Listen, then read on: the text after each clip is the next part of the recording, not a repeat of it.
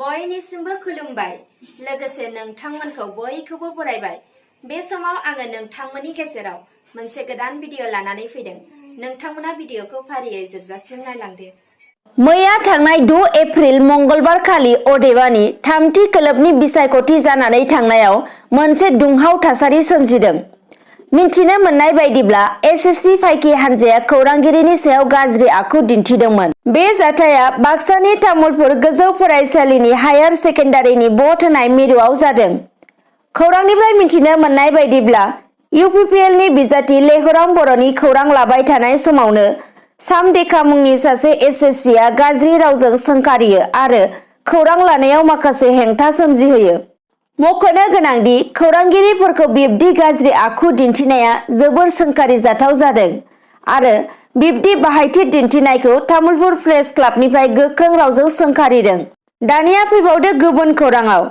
BPF दोलोनि आफादगिरि हाग्रामा महिलारि बिथाङा 30 नं सानजा क'क्राझार बिधानसभा बियाबनि सिङाव थानाय देबोरगाव गोजौसिन फरायसालियाव गावनि भटखौ होखांनानै खौरांगिरिनि सिगाङाव बुङो दि प्रमिला रानी ब्रह्मआ बे बियाबनिफ्राय गोरलैयैनो देरहासार जागोन आरो महाजोत दोलोआनो सोरखाराव फैगोन होननानै बिथाङा बुंथिलाङो। गुबुन फारसेथिं इउपिपिएल दोलोनि दैदेनगिरि अदेबानि बिटिसिनि गाहाय मावफुं सोद्रोमा प्रमद बर' बिथाङाबो गावनि बेसेनगोसा भटखौ होखांनायनि उनाव खौरांगिरिनि सिगाङाव बुङो दि आसामाव एनडिएनि दैदेननायाव बिजेपि एजेपि आरो इउपिपिएलनि सोरखार दागोना रोखा होननानै। लोगोसे बिथाङा बुंबावो दि सुबुं खुंथाय हादोराव साफ्रोमबो नोगोरारिफोरा गावबा गावनि बेसेन गोसा भटखौ होनायनि थाखाय भटनि जौखोन्दोआ बांसिनदों होननानै बिथाङा बुंथियो।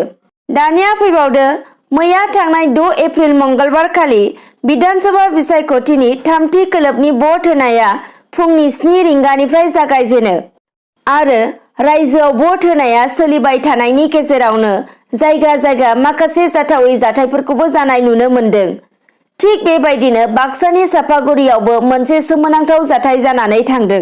मिन्थिनो मोननाय बायदिब्ला बाक्सा जिल्लानि सापागुरि बियाबनि सिङाव थानाय बाथौफुरि बर' एकाडेमिनि 152 नं भट मिरुआव इउपिपिएल दोलोनि मददगिरि खुरुमसिं बर' बिथाङा इभिएम केबिननि सिङाव हाबनानै रेगिं खालामदोंमोन। बे जाथायखौ लानानै मुसलपुर पुलिसआ खुरुमसिं बर'खौ हमनानै लांदों होनना खौरांनिफ्राय मिथिनो मोननाय जादों। आरोबाव फैबावदो गुबुन खौराङाव। आसामनि थामथि खोलोब बिसायख'थिया मैया थांनाय 2 एप्रिल मंगलबार खालि जोबनानै थांबाय। बे बिसायख'थियाव गासै मोन 40 बियाबाव जादोंमोन।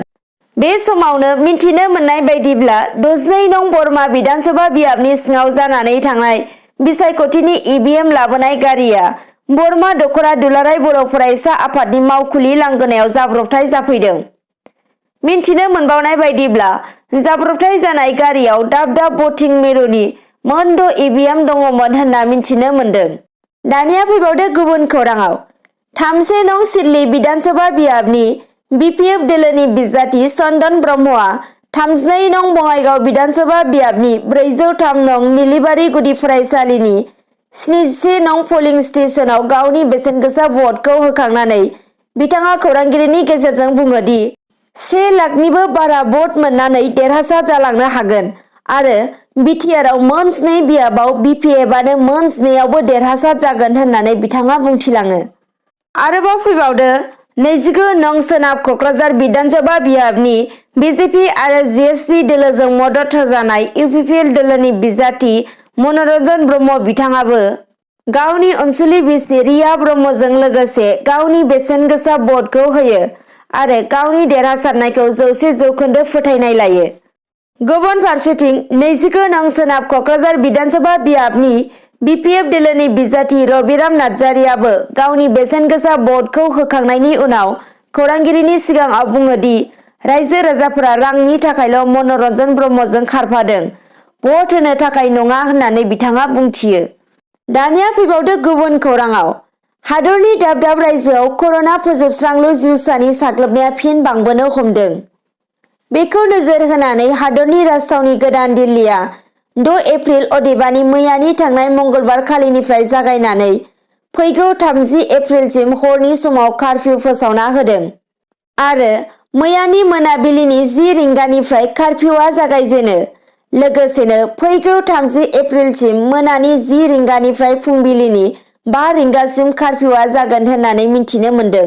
लोगोसे गोदान दिल्लीनि गाहाय मन्त्रि अरविन्द केजरीवालआ फोरमायना होयो दि बे समाव हादरनि राजथावनि दिल्लीयाव कभिड-19नि ब्रैथि खोलोबनि साग्लोबनाया जागायजेन्दों। नाथाय दासिमाव सोरखारनिफ्राय लकडाउन खालामनायनि जेबो बिथांखि लानाय जाथ'वाखै होननानै मिन्थिहोदों।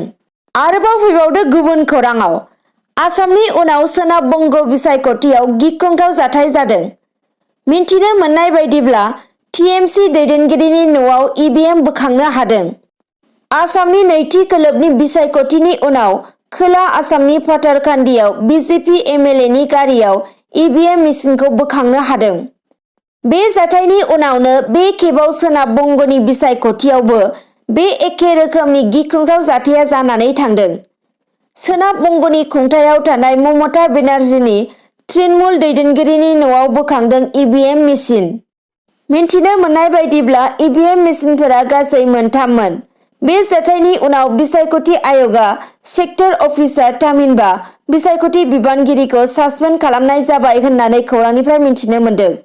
आरोबाव फैबावदो, गहपुरनि जेदिदिया बसुमतारीया नेपालनि काठमान्डुआव खुंफुंजानाय नैथि इन्टारनेशनेल गेम 2021 मायथाइनि अफ शाओलिन कुंफु बादायलायनायाव गल्ड मेडेल मोननो हाबाय। बेयो बर' हारिनि थाखाय जोबोद गोजोनथाव आरो गोग्गाथावनि बाथ्रा। दानिया फैबावदो, जोबोद गोजोनथावनि बाथ्रा।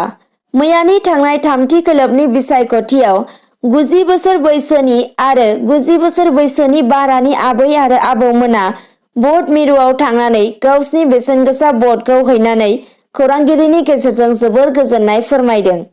आरोबाव फैबावदो गुबुन खौराङाव, तामुलपुर सोरखारनि गेजेर फरायसालिनि भट मिरुआव 5 नं क'क्राझार लकसभा बियाबनि एमपि अदेबानि 62 नं आसाम बिधानसभा बियाबनि बिजाथि नबकुमार सरनियाया गावनि बेसेनगोसा भटखौ थुखांनायनि उनाव खौरांगिरिनि गेजेरजों बिथाङा बुङो दि बे बियाबाव गावनि देरहासारनाया रोखा होननानै। आरो बिजेपि दोलोनि गोहोगोरा दैदेनगिरि थामहिनबा जालुकबारि बियाबनि बिजाथि डक्टर हिमन्त बिश्व शर्मा बिथाङाबो गावनि नखरनि सोद्रोमाफोरजों लोगोसे गोसो खुसियै भटखौ होयो। लोगोसे बिथाङा गावनि देरहासारनाया रोखा बुंथिनायजों लोगोसे आसामाव बिजेपि सोरखारानो फैफिनगोन होननानै बिथाङा बुंथियो। गुबुन फारसे बिपिएफ दोलोनि बिजाथि प्रमिला रानी ब्रह्म बिथाङाबो गावनि बेसेनगोसा भटखौ थुखांनायनि उनाव खौरांगिरिनि सिगाङाव बुङो दि बिसायख'थि जानायनि सिगां गुबुनजों षड़यन्त्र खालामजानायाव गोसोआ नार्भास जादों, थेवब्लाबो गावनि देरहासारनाया रोखा होननानै बिथाङा बुंथिलाङो। दिनै फुंबिलिनि खौरांफोरा बेखिनियानोसै। नोंथांमोना जुदि भिडिअखौ नायनानै मोजां मोनदोंब्ला लाइक, कमेन्ट, शेयार, साबस्क्राइब खालामनो दाबाव। एसेनोसै, गोजोन्थों।